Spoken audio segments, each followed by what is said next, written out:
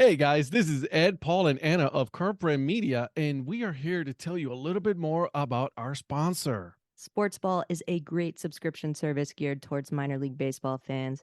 Each box features a different minor league team. You get a box every 3 months with minor league baseball gear, including different styles of hats like Ed's favorite, the dad hat. The cost is less than $12 a month. Proceeds from each box goes to More Than Baseball, the only nonprofit dedicated to the well-being of minor league baseball players. We all know that Parents' Days are coming up this summer, so if you've got a mom or a dad or a grandma or a grandpa who are particularly difficult to buy for, but you know they're baseball fans, this is the answer, guys. Meet your new favorite team at sportsballbox.com. Is there anybody there?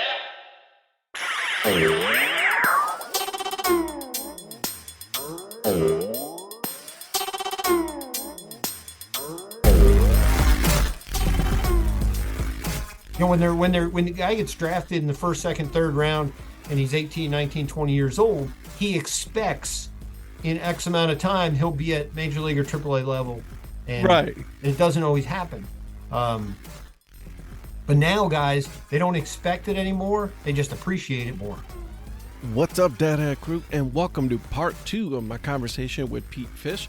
In this episode, we talked about the team. We do a deep dive, guys. We talked about some of the amenities, how cool the ballpark is, some of the cool features about it, including the high pint. That's right. I can't tell you too much about it because we'll discuss it in the episode. We also talk about some of the players have actually made it all the way up to the show, Major League Baseball. And then obviously we get into my famous, not so famous questions. So without further ado, I'll give you the episode. Okay, so, obviously you are part of the, I apologize, of the Atlantic League, right? So this year's going to be a little bit different for the team as far as some of the rules and things like that. How are you guys been able to adapt to that? Well, I think that, the Atlantic League has a partnership with Major League Baseball to test rules. And it's funny when we get rules, it used to be that there'd be outsiders that would say that's not real baseball or you're altering the game or whatever. Yeah. Then when it hits their hometown, suddenly it changes. And I'm using the example of automated balls and strikes. Yep. We had that for 2 years, and now it's going into AAA baseball. Funny how that works. So it was it's had its positives and negatives, but I think it's one of those things that these guys are professionals. They adapt to it. Pitchers adapt to it, and so on. You still have an umpire behind home plate. He's still making the call. It's just the call is going into his ear, and then he makes the signal. Interesting. So it worked. It worked well. But that's the type of thing that when you look at the runner on second base for extra innings, that started in the Atlantic League. The limiting the number of visits to the mound for a pitcher, that started in the Atlantic League. So all of those things started here. And we're proud to be able to test some of those things. We haven't really found out if there's any new rules this year we're going to be testing or anything like that. But that'll be coming over the next couple months. Yeah, and then you guys will just adjust like everybody has done. We moved the mound. It was in second half of the 2021 season. We moved the mound back a foot. Major League Baseball did analytics on things, and things really didn't change. And it's funny, we had players that thought, I'm having to throw further now. But if you took the catcher out of the mix and you just threw the ball, how far are you throwing? True. You're just throwing it. You're not asking it to stop at the catcher. Yeah. You're throwing it, and the catcher just happens to be what causes it to stop. Yeah. Yeah. You're absolutely right. Absolutely right. So that was half a season, and then we went back to the regular distance last year. So it is independent baseball is a little bit different than affiliated, and I've learned that. I do like the hands-on nature of independent, where we can we select our players. We have control over that. We know who we're getting. We pick those guys, and you have to take this bank of salary cap, and you create a a team, and you hope you can win. And last year we came out of the gate and we were 29-9, and I thought we need to start sizing everybody for championship rings. Then we lost 10 in a row. Then we won a few, and then we lost 10 in a row again. So we were a 500 team. Then at the very end of the season, we came on strong. We won the first round of the playoffs, and then we lost in the championship. But it's fun to have a vested interest in it, because in affiliated ball, and again, I love that as well. Yeah. But you get guys for a year and then they move on and you never see them again, and they may have success, may not. Here, you have the ability to bring guys back. And when they get signed to a major league contract, or they get a contract in Mexico or Japan, you're sharing in that success of theirs, because that's what they were here to do. True. It's just a different animal. I keep in touch with guys from this level. They're grateful to be here. And I compare it to when I worked in professional golf, the regular PGA versus the senior PGA, the Champions Tour. The regular PGA are these guys who have their whole career ahead of them. So they're a little bit arrogant, a little bit cocky. They kind of, they're get out of my way, I'm moving forward. Yeah. The Champions Tour guys have had success and are wanting to continue having success, and they appreciate the fan and the people involved in the journey more, because they have been at the pinnacle, and then they're right. They may have slipped a little bit, or they're trying to get back, but they appreciate it more. And that's part of the difference, just a different mindset of some of the players. You're right. I'm looking at the roster right now, and it's one of those things where it's like the one that popped up to me, and is obviously for personal reasons, was because of Michael Martinez. Yeah. He used to be within the Cleveland Indians, during that 2016 World Series run. He made the last out of the World Series. He made the last out of the World Series. I remember that. I saw it. I'm like, sweet Jesus, why, Michael? Yeah. We see every time they show the highlight of the Cubs celebrating, you saw Michael Martinez heading down to first base. But, that's a guy who has played in the major leagues and wants to continue playing. And, maybe someday he'll be a coach or might get another opportunity. You never know. But that's the guys it seems like they have more of a direction on what they want to do when they're here, because they know what potential is and what there could be around them. We had Logan Morrison last year. Yeah, you did. And Logan, he was with us the previous year, and he got signed by Cincinnati. And this year he came back, and nothing materialized. But he also had some injuries and so on. But he brought so much to the clubhouse, because you have that experience and not only field experience, but life experience, where a guy has been there. True. And can tell you what you need to do to get there. Yeah. So it's interesting how, you spend a little bit of time in independent ball, but you are so more appreciative of that time that you spent there, right? Oh yeah. And because there's no guarantees, and you don't have a multi-year contract, and no, you're really looking for opportunity. We've had a couple guys become coaches. Tyler Ladendorf, who was with us, so in 2021 he played spring training with us and played the first exhibition against Gastonia, and got signed the next day by the Cubs, and spent the entire season at AAA. He got up for the Cubs for the last week, and he got in the last game of the season and got one at bat. Jeez. So he was 0 for 1 game, one at bat. Now, he had been up before, but he had hoped he'd be back this year. He didn't make it back, and now he has become a minor league coach. So he's taken that next step in his career, but he's sticking around the game, and it's great to see that. Guys like the Marlins had Huskar Braziban last year in the bullpen, and he was with us in 21 and did not have a banner year, but got signed by the Nationals. I think it was after the season, got released, got signed by the Marlins, and next thing you know, they need somebody up in the big leagues. They call him, and he spends the whole season in the big leagues. that's a victory for us. Or David Robertson, who, when he was with Team USA, came from Cary to High Point. We signed him for a couple days. He got innings against live batting, pitched a couple games, and then he goes this year, plays in the World Series, and now he's signing a contract with the Mets. Just, it's great to see those success stories, because as people get older, it's not expected, it's appreciated. Yeah. When the guy gets drafted in the first, second, third round and he's 18, 19, 20 years old, he expects in X amount of time he'll be at major league or AAA level. And Right. it doesn't always happen. But now guys, they don't expect it anymore. They just appreciate it more. It's funny how it's you appreciate those opportunities a whole lot more, than when you were in the minor leagues, affiliated ball and all, or anything, anywhere. It's like, no, I'm thankful that I'm here, and I'm going to give everything that I have in order for me to be successful. And that's for sure. I love it.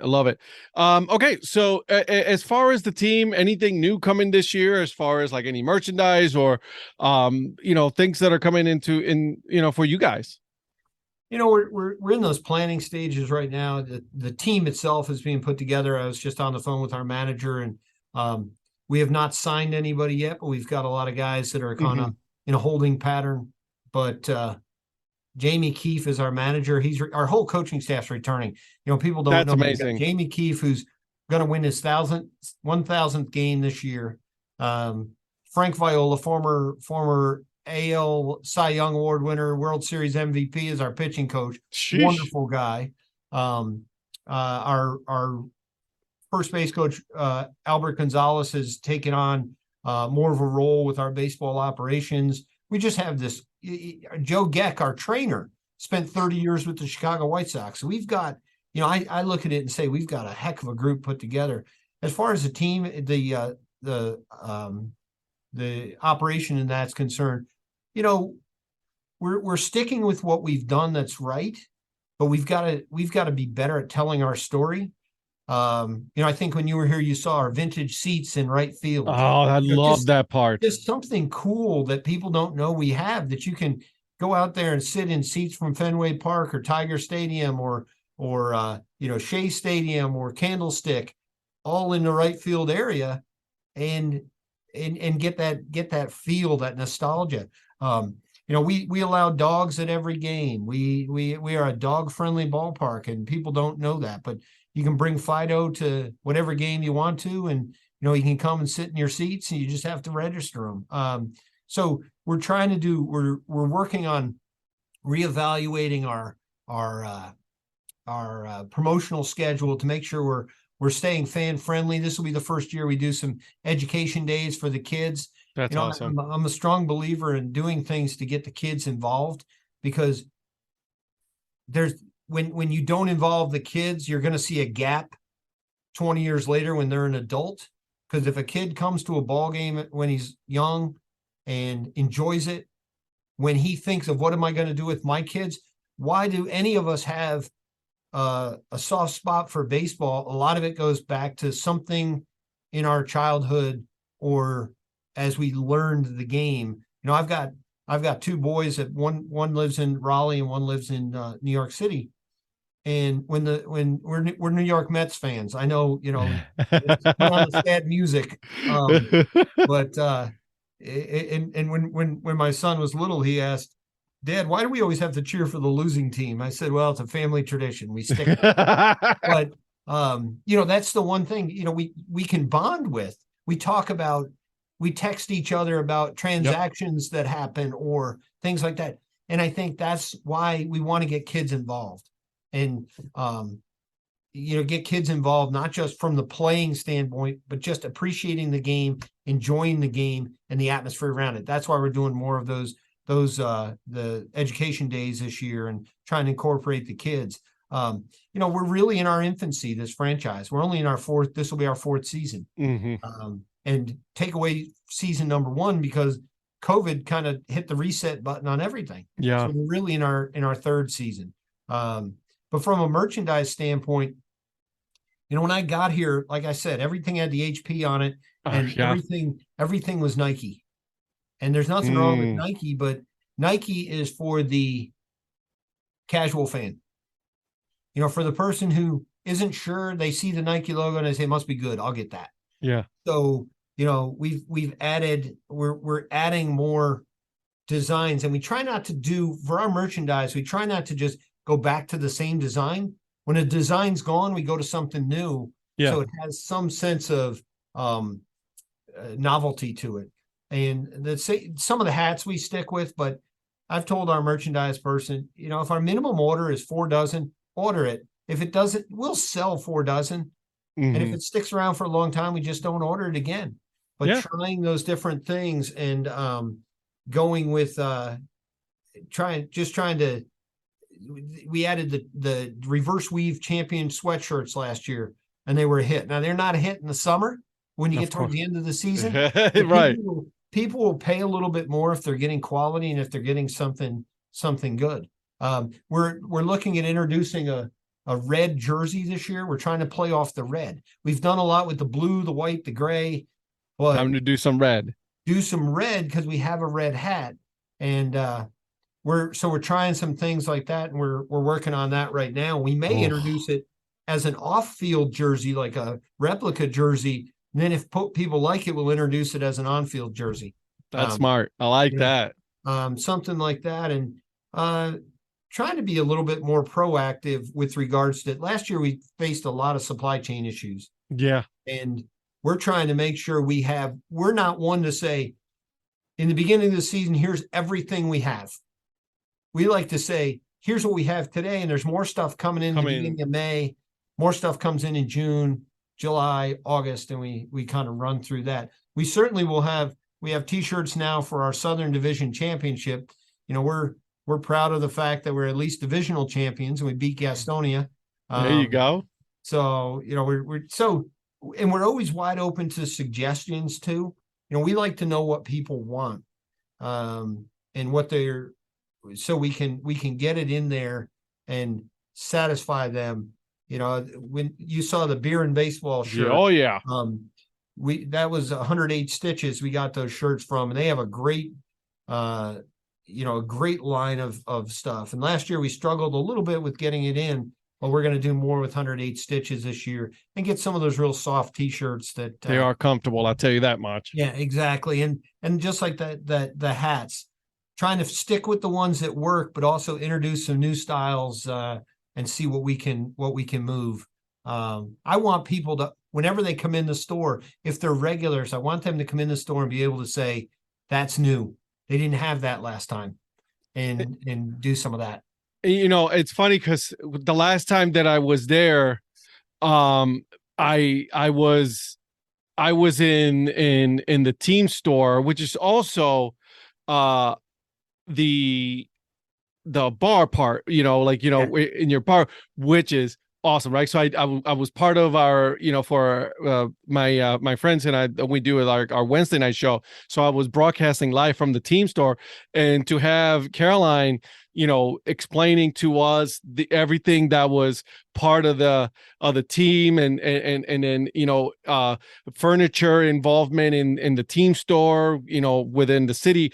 That was one of the coolest experiences, and people still to this day tell me, Ed, that was one of the most fun shows you guys ever had, because it was informative, but you guys were also showing all of the merchandise. So that was one of the coolest times I've ever had doing this. And for people who don't know, so our merchandise shop, the High Pint, is actually half merchandise. The other half is a bar that serves all North Carolina craft beers, and the bar is made out of furniture, remnants from furniture factories, the counter, the wood, everything that's used, and all the tap handles are all furniture tools. Yep. And all the lights are baseball bats. It's really what makes every stadium has to do something that makes them unique.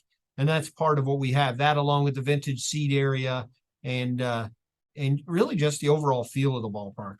It was, like I said, it has been one of my favorite experiences when I went there. Everybody was super friendly. And I could not be any happier, because that's one of the things, like, when you go to a ballpark, you want to feel welcomed. And when you guys did that, that just, it sold me. I know that a couple of my friends bought some more merchandise because of that. So I want to thank you, first of all, formally thank you guys for being so hospitable with me when I was there. So thank you for that. It's funny you mentioned hospitality, because that's one thing I think every minor league team can offer that you're not going to see with major league teams. I encourage my staff to greet people at the gate when they come in, but also I get my full-time staff at the gate at night to say thank you and good night and so on. And what you find with that is when you start doing it at the beginning of the year, people kind of look at you a little side-eyed to wonder, why are you out here? Yeah. But then when you get into the first month of the season, then they feel comfortable enough to say, hey, I've got an idea. I've got a suggestion. Or they'll tell you something about what's going on.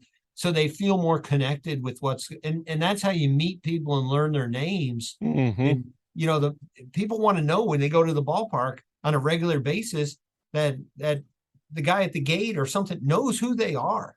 And that's how you become close to your season ticket holders, your partners, your sponsors, all of that stuff. It's true. It absolutely is, my friend. Anything that I have not asked you or that you want to tell us, this is your time before we go into my fun part of my famous, not so famous questions, my friend. Well, I think that, certainly we would invite everybody to stop by our store at highpointrockers.com. Mm-hmm. We're running sales. We're doing some stuff like that. We didn't do anything specific for National Hat Day, but we'll have some stuff coming up.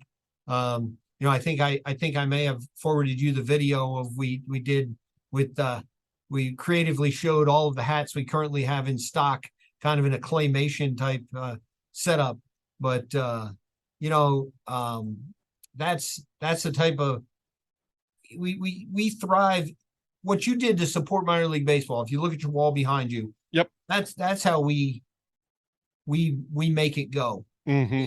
Is people who understand that, if you buy a New York Yankee hat at Lids, the Yankees are never going to know about it. The Yankees are not going to care about it. It happens. They don't see the residuals. You buy a cap from us, we know we got an order. Yep. You get it shipped out. It means something at the minor league level, because that's how we stay in business. It's true. All the ancillary things like that. Every little bit counts, right? Even if it's a hat, a sticker, or whatever it is, I'm sure you guys appreciate, any of that. Exactly. Awesome. All right, my friend, are you ready? I'm ready. Okay, so let's go. Let's say that you go to, with your sons and everything, you're going to the ballpark, but you're going as a fan. You're not going as an employee. What is your food and drink of choice? I'm gonna get a hot dog. Good man.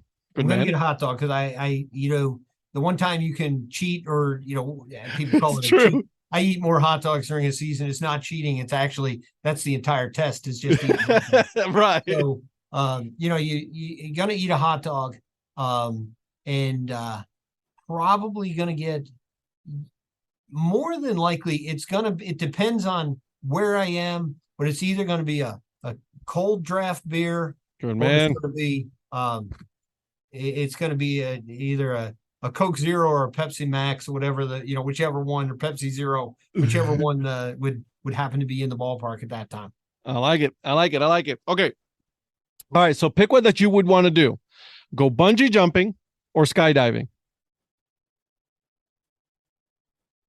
If you would have asked me 20 years ago, it'd be different, but I think my wife would restrict me from doing both right now. Either that, or she asked if the insurance policy's paid up. Are we up to date on that? I would probably say skydiving. I think that's always been, if George Bush Sr. can do it when he's, when he was 90 some years old, I guess I could figure out. Yeah, you're right. You're absolutely right.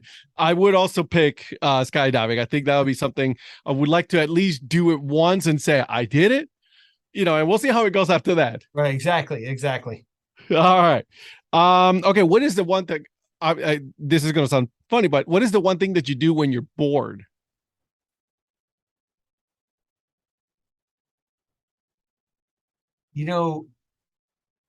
I'd probably use the word antsy over bored. Yeah. Because that's what I get. I try to. So I'll tell you what I do at the stadium.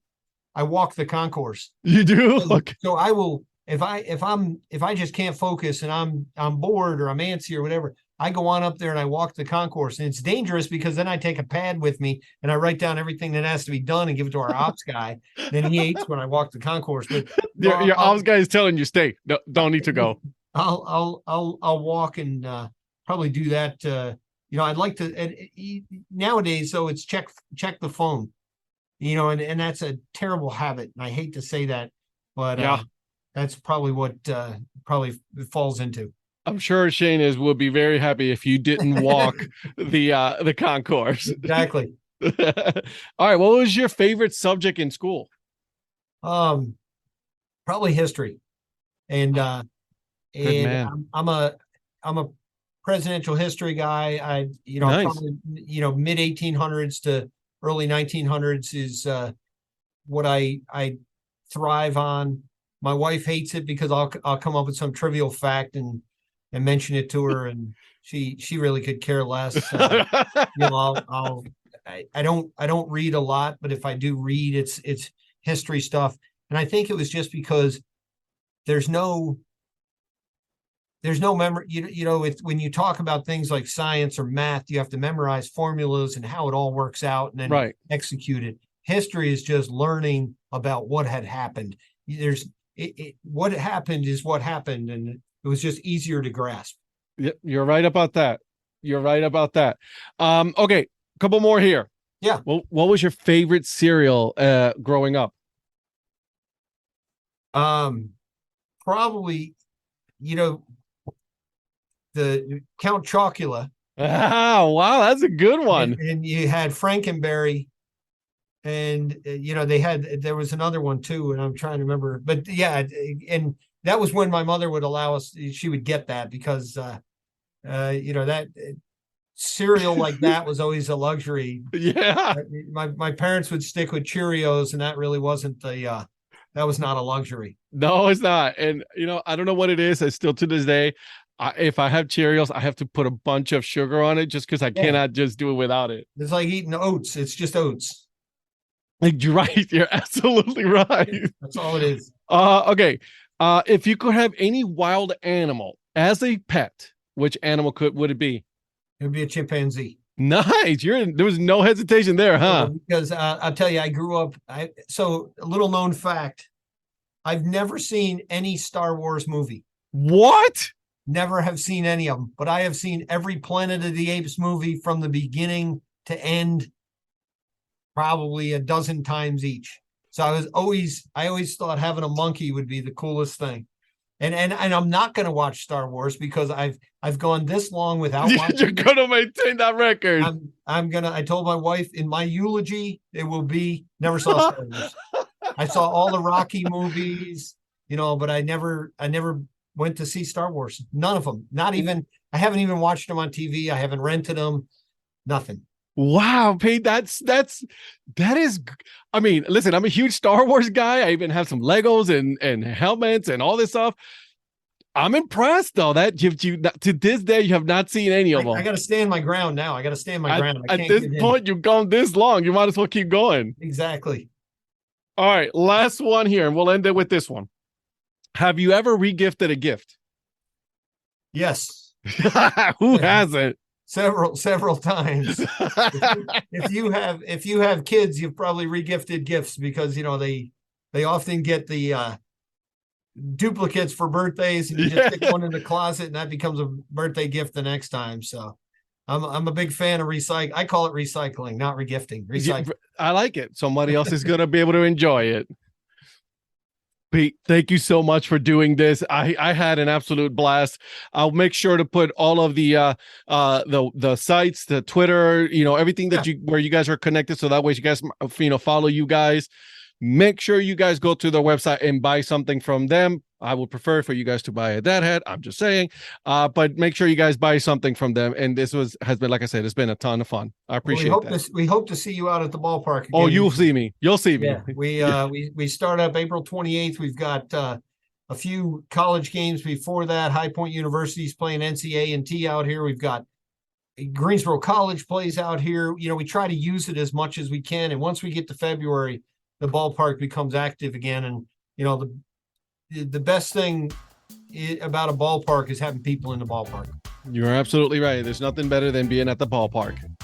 Sounds good. I Thanks, appreciate Pete. it, Ed. Thanks Anytime. for having me. Take care. We'll see you. Now, I know what most of you are thinking right now. Man, I want some High Point Rockers merchandise. And you know what? You do. You should go, and you should go there right meow. Actually, hold on a second. Just wait a second until I'm done, and then you can go on the website, because I did put the link to their merch, so that way you guys can go and take a look. I want to thank Pete. He was awesome. I love how he goes into details about the team, the players. Some of the players have made it to the show. How awesome was that? So you guys got to make sure you guys follow him, follow the team on Instagram, on Twitter. They're everywhere. And you guys cannot miss that awesome logo, that rocking chair. And then a couple of things so I can, pay the bills and buy more dad hats. And you know how this goes. Working with Baseball Barbecue. If you guys go on baseballbbq.com/dad hat, okay? baseballbbq.com/dad hat. A portion of the sale will go to yours truly. Here's what I also do. I'll give you the code BBQ20, which will give you 20% off of your first purchase. So that way, a little thank you for you guys. They have some cool stuff, all right? Cutting boards with your favorite major league, and they also have minor league logos out there. Some utensils. Guys, it's grilling time, okay? It's about to get warm. Baseball season is right around the corner. And what better way than to grill some hot dogs, some steaks, burgers, and all that with some cool looking baseball barbecue gear, okay? And then last but not least, gotta give you guys the dad joke of the episode, and here it is. Why did the old woman put roller skates on her rocking chair? Because she wanted to rock and roll. All right, I see myself out. And until then, keep on grinding and always support the minor leagues. See ya.